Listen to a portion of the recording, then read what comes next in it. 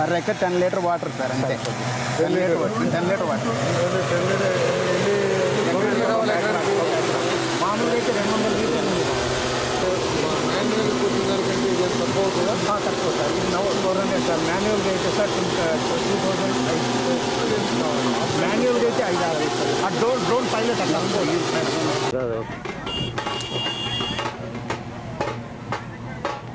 పనిచేసే వాళ్ళు రిటైర్డ్ అయ్యాక ఎన్ఆర్ఐ సీడ్స్ అని పెట్టారు సార్. వాళ్ళు ఇచ్చినటువంటి వెరైటీ ఇది మార్కెట్ డిమాండ్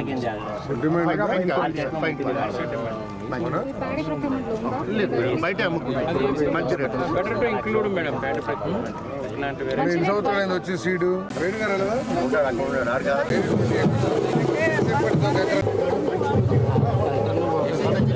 ఇప్పుడు ఇంకా ఈ ఆపరేటర్స్ అయితే ఫస్ట్గా ఒక పానీ తీసుకుని దాంట్లో సొమ్ములో చివరికి మరగనిస్తే అన్ని పురుగుల నివారణకు మెయిన్ కాలం వస్తున్నారు.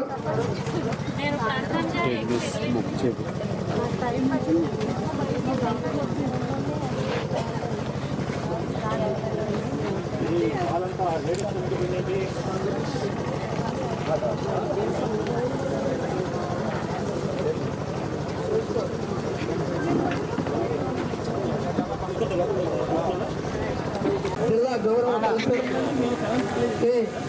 ప్యూరిటీస్ రావాలంటే మనకు ఉన్నటువంటి రాష్ట్రీయ గోకుల్ మిషన్ అనే సంస్థ ద్వారా సార్ ఏం చేశారంటే ఎవరైతే అభ్యుదయ రైతులు ఉన్నారో బ్రీడ్ని కన్సర్వ్ చేయాలనుకున్నారో సాహివాల్ మిల్క్ బ్రీడ్ కానీ గిరి కానీ ఇలాంటి మంచి మంచి అధిక పాల దిగుబడి జాతిని సో వాటిని మనం త్వరగా 100% ప్యూరిటీ రావాలంటే పిండ మార్పిడి అనేది ఒకటే ఏకైక మార్గం సార్.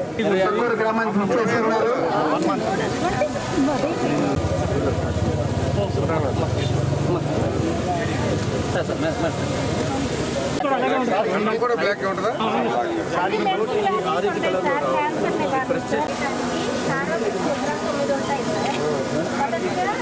కరతాల దండలతోటి చప్పట్లతోటి ఏందా ఈనలు చదవైనాయి.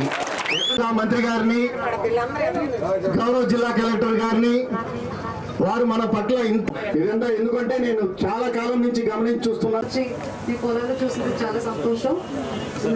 నా మెసేజ్ ఏదంటే నన్ను దేనికోసం ఈ పిల్లలు మొదటి పరిస్థితికి నేను ఎందుకు వచ్చానంటే మన ఎప్పుడు వరి ఎక్కువ పండిస్తున్నాము, ఆయిల్ ఫామ్ అందరూ చూసాము.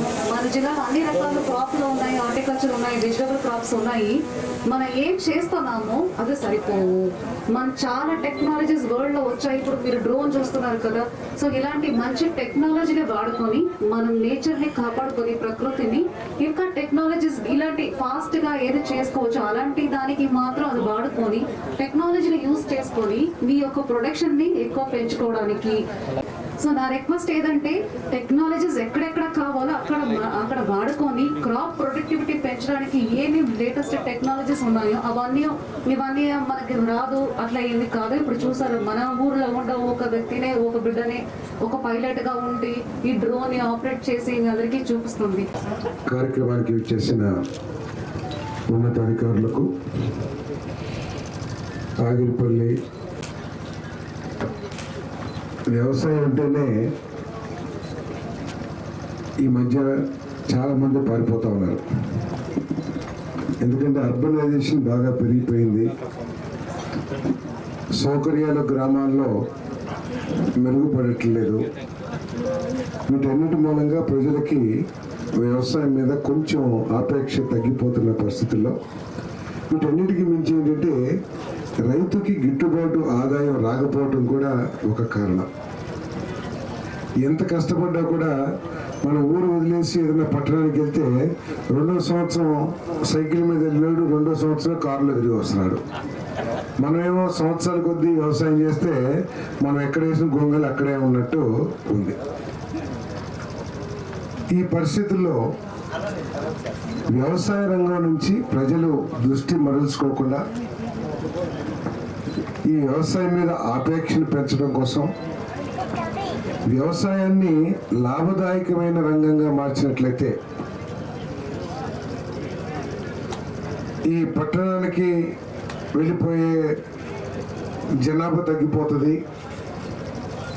చదువుకున్న వాళ్ళందరూ కూడా గ్రామాలను వదిలేసి గ్రామాలన్నీ కూడా బీడిపోయే పరిస్థితులు పోతాయనే ఉద్దేశంతో రైతుకు మేలు చేయాలి, రైతు యొక్క ఆదాయాన్ని పెంచాలి, రైతు వ్యవసాయాన్ని సంతోషంగా చేయాలి, రైతు ఎదుర్కొంటున్న సమస్యలకి పరిష్కారం కల్పించాలి అనే లక్ష్యంతో ఈ పొలం పిలుస్తుంది అని చెప్పేసి మన ప్రభుత్వం, ప్రత్యేకంగా మన ముఖ్యమంత్రి చంద్రబాబు నాయుడు గారు ఈ కార్యక్రమాన్ని అత్యంత ప్రాధాన్యతనిస్తూ అందరు కలెక్టర్లకి, అందరు ప్రజాప్రతినిధులకి ఈ కార్యక్రమంలో తప్పకుండా పాలుపంచుకోవాలని చెప్పేసి ఈ కార్యక్రమాన్ని రూపొందించారని చెప్పేసి మీ అందరికీ శ్రవణంగా మనం చేస్తాను.